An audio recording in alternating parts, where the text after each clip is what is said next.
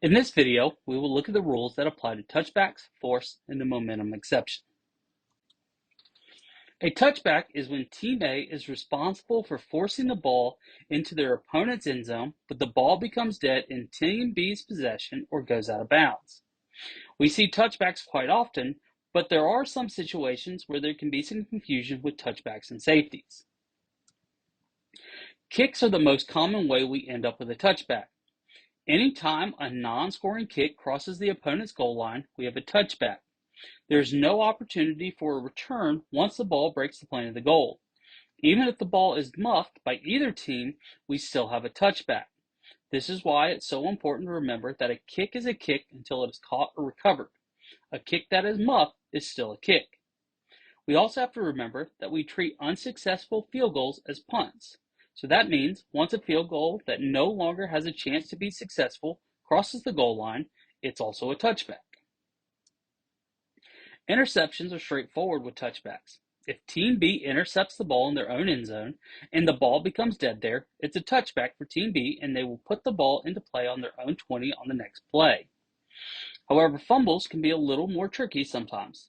If Team B recovers a Team A fumble in their own end zone and the ball becomes dead there, then it's a touchback. The same is true if the ball is fumbled into the opponent's end zone and it goes out of bounds. If a fumbled ball touches the pylon, then we will also have a touchback. And the most important part of the fumble is knowing who put the force on the ball, causing it to go into the end zone. Force is one of the most important rules we need to know because it determines what happens when the ball enters the end zone. Force is defined as the energy exerted by a player which provides movement of the ball. So a player who runs the ball into the end zone has forced the ball into his opponent's end zone and has thus scored a touchdown. This is the simplest application of force. Force only applies to the goal line and only applies in one direction, from the field of play into the end zone. We cannot have a new force applied to a ball once it's in the end zone. There are a couple of times, however, we ignore force and have rules that apply no matter what. The first is with a kick. We know that a kick is a kick until it's caught or recovered, and this applies here. No matter what happens to a kicked ball, once that ball crosses the goal line of an opponent, it's a touchback. This means that the ball could be muffed all the way from the 20-yard line by Team R into the end zone, it's still a touchback. We don't care how many times it was touched. The same would apply to a kick that is blocked into Team K's end zone. If it comes to rest there, or goes out of bounds, or was recovered by Team K, we would have a safety. Second is if the ball ends up dead in an opponent's end zone with no player possession.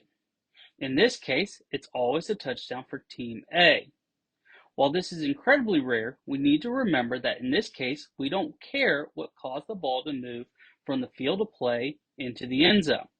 If the ball is in Team A's team possession and becomes dead in Team B's end zone by coming to rest with no attempt to recover it, we will have a touchdown for Team A.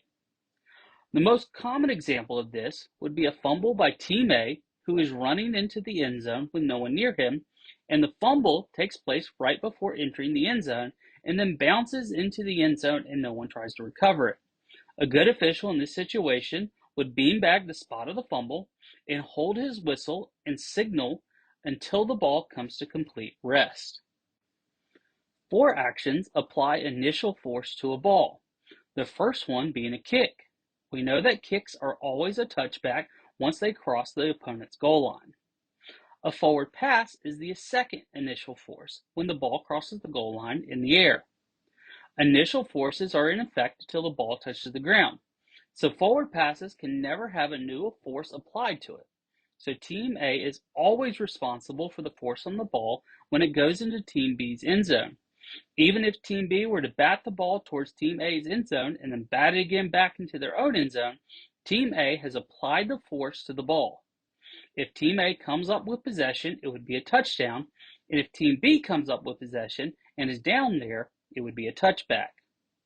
A fumble is the third initial force. This can be a little more tricky since a lot of times fumbles ends up being grounded. But for right now, we will focus on a fumble with no new forces applied. A fumble by Team A into Team B's end zone can be two things. If recovered by A, it's a touchdown. If recovered by Team B and down in the end zone, it's a touchback. The same is true if the ball goes out of bounds or hits the pylon.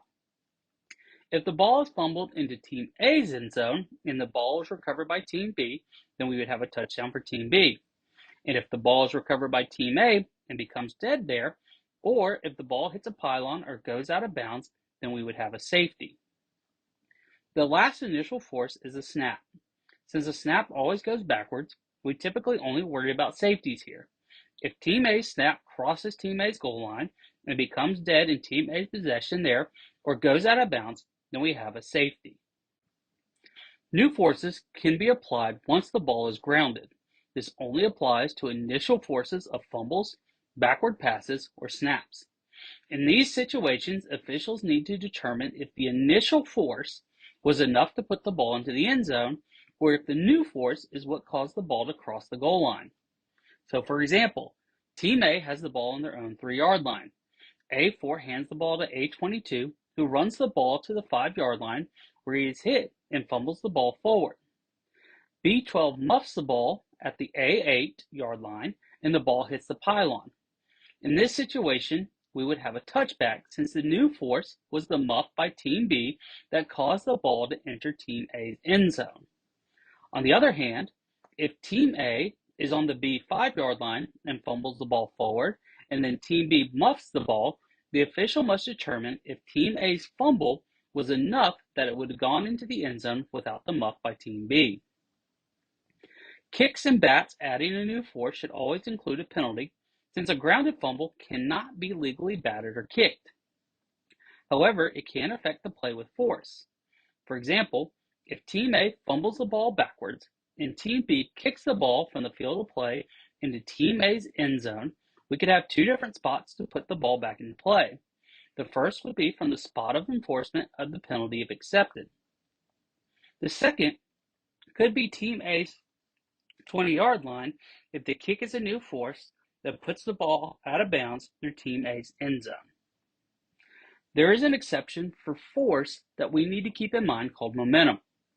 If Team B is able to catch or recover a Team A kick, pass, or fumble inside of his own 5-yard line, and his momentum carries him into his own end zone, then we don't say that he forced the ball into the end zone. If the ball were to become dead before he gets out of the end zone, the ball would then come back to where he gained possession. This only applies to his original momentum, meaning that if B12 intercepts the ball at the B4 and then takes 2 steps sideways and then goes backwards into his own end zone, he would not get the momentum exception applied. It also doesn't apply for Team A if they were to fumble the ball inside their own 5 and then recover the ball and carry it into their own end zone. In this case, we would have a safety.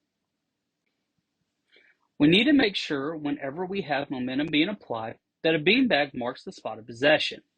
Otherwise, we don't have a spot to come back to. Be slow with the whistle here, as a lot of crazy things could happen. For example, if Team B were to fumble the ball while in his end zone, Team A could recover it for a touchdown. Finally, if the spot of possession is outside of the 5-yard line, momentum exception doesn't apply. If Team B were to catch a kick at the B6 and then go back into their own end zone and be down there, we would have a safety. We need to always be aware of the position of players in the field when backing up to the end zone to make sure we get these calls right.